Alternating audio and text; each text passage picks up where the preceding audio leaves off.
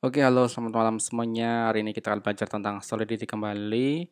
Ya, sebelum saya melanjutkan tentang OOP, nah sekarang akan saya jelaskan dulu tentang salah satu function payable ya, yaitu payable yang dapat digunakan di Solidity, di mana payable ini bisa digunakan oleh teman-teman ketika smart contract tersebut untuk melakukan deposit Ether gitu ya. Dan untuk melakukan withdraw ya dari smart contract ke address kita, sama kita juga bisa melakukan transfer dana Ether ke address tempat lain. Nah, hari ini kita akan belajar itu ya. Nanti nextnya akan saya bahas tentang abstrak dan interface mungkin ya. Tapi kali ini kita akan bahas tentang payable dulu. Seperti biasa di sebuah workspace di Remix, saya buat sebuah file dengan nama payable.solidity dengan pragma lebih dari 7 dan kurang dari 9 ya, mengikuti versi yang terbaru saat video ini dibuat. Tentunya nanti kedepannya akan ada perubahan dari beberapa kode. Oke, saya akan buat sebuah kontrak ya di sini. Namanya adalah payable. Gini. Jadi saya punya sebuah kontrak payable. Yang pertama saya akan memiliki sebuah state, yaitu sebuah address. Address ini adalah address yang sifatnya payable. Ya.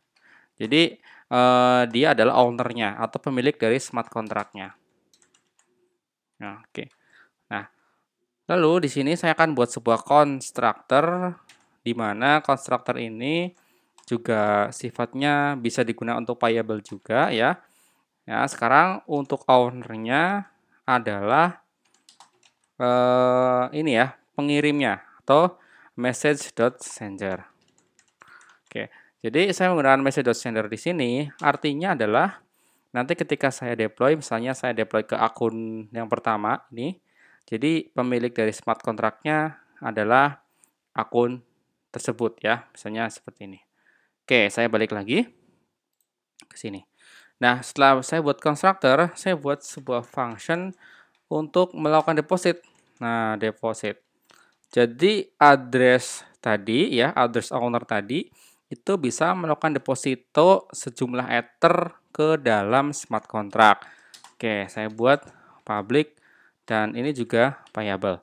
Jadi ketika teman-teman dalam sebuah function ada payable di sini, maksudnya adalah kita bisa melakukan transaksi Ether ya, baik itu mengirim Ether ataupun menarik Ether ataupun transfer Ether di sebuah smart contract. Oke, kita kosongkan saja fungsi depositnya. Lalu untuk mengecek berapa total Ether yang sudah masuk di smart contract kita bisa buat pakai function namanya getAmount. Ya, tapi teman-teman sesuaikan saja. Nah, saya buat ininya public ya. Nah, view biasa returns sesuaikan dengan integer ya, karena amount di sini di smart contract hanya support bilangan bulat ya, tidak koma ya. Oke, oke. Lalu untuk amount saya buat sebuah local state ya. Amount adalah dari si address tersebut, dia pakai this, dia merujuk pada balance-nya. Balance. Nih. Jadi ketika saya pilih get amount di sini ya, nanti dia akan menampilkan total saldo yang ada di Ether. Sehingga ketika saya agar bisa tampil jadi harus pakai return, yaitu return amount ini. Ya. Jadi fungsi get amount adalah akan menunjukkan total Ether yang sudah ada di smart contract tersebut. Selanjutnya, agar dana Ether itu bisa ditarik kembali ataupun dilakukan withdraw, saya akan buat sebuah function namanya withdraw. Ya, withdraw saya buat public saya buat withdraw, saya buat public ini ya. Nah, withdraw ini bisa dilakukan dengan cara kita definisikan dulu ya balance-nya. Ya, semua balance-nya kita tampung dulu nilainya ada berapa balance-nya. Oke, kemudian saya buat sebuah kondisi di mana dengan menggunakan boolean ya, sukses. Misalnya gini. Ya. Jadi ketika ini sukses, maka dia akan memanggil ownernya itu akan memanggil dengan cara call. Nah, call-nya adalah value itu adalah amount-nya. Nah, yang ini. Oke, value adalah amount-nya. Oke, kurang lebih seperti ini. Jadi, teman-teman, di sini pertama-tama adalah amount ini kita tampung ya.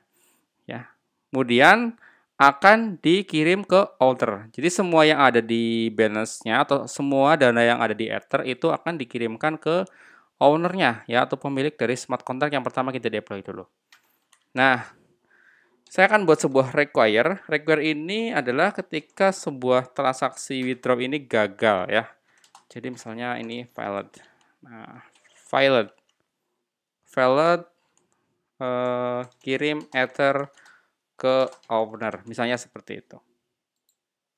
Nah, fungsi withdraw ini tujuannya adalah agar teman-teman bisa menarik dana Ether dari smart contract ke ownernya atau pemilik dari smart contract tersebut. Lalu saya akan buat sebuah function satu lagi ya, yaitu transfer.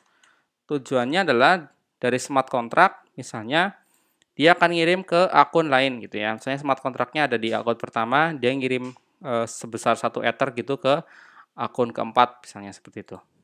Jadi di transfer ini parameternya adalah kita ingin mentransfer ke siapa. Jadi yang dibutuhkan adalah address. Address. Oke. Karena kita mau melakukan transfer, otomatis kita harus menggunakan payable. Ya, jadi parameternya to. Ya, jadi address-nya siapa? Makanya di sini ada address payable to. To ini adalah parameter kita akan kirim ke siapa.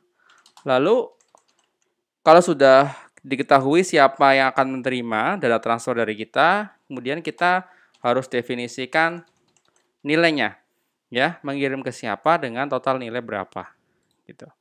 Lalu saya buat public ya, public seperti ini aja.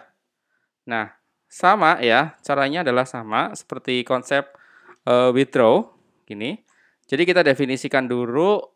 Kalau tadi di sini adalah owner-nya, ya, karena withdraw ini adalah mengirim ke pemiliknya. Nah, karena kita ingin mengirim ke penerimanya, maka di sini bukan owner lagi, tapi parameter to-nya. Oke, jadi dia akan ngirim ke address yang dijadikan sebuah tujuan mengirim dana Ether. Oke, selanjutnya saya buat juga require ya di sini. Oke, require. Ya, sip ya. Jadi seperti ini. Oke, sudah kita memiliki di sini total value amount-nya ya. Amount-nya harus pakai underscore. Karena apa? Karena di sini ada underscore amount. Jadi kita sesuaikan dengan parameternya. Oke, sekarang berarti teman-teman sudah memiliki fungsi deposit ya, di mana dari pemilik akun itu akan melakukan deposit sejumlah Ether ke dalam smart contract, lalu get amount untuk melihat jumlah kontraknya ya, jumlah kontraknya yang ada atau sudah ada saldonya di smart contract. Lalu withdraw itu berarti dana yang ada di smart contract itu akan ditransfer kembali atau diambil kembali ke ownernya atau pemilik smart contractnya. Lalu untuk transfer berarti dari smart contract dia ngirim ke address lain ya ataupun rekening lain. Oke, sekarang kita coba deploy ya. Ya, saya compile. Ini udah berhasil ya, teman-teman. Nah, kita coba. Kita gunakan akun yang pertama ya, kita deploy dulu ya dengan kontrak payable.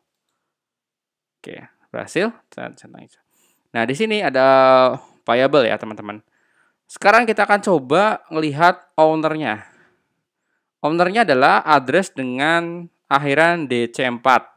Ya, betul ya. Jadi yang sudah terpotong gas ini, makanya kan teman-temannya 100 nih.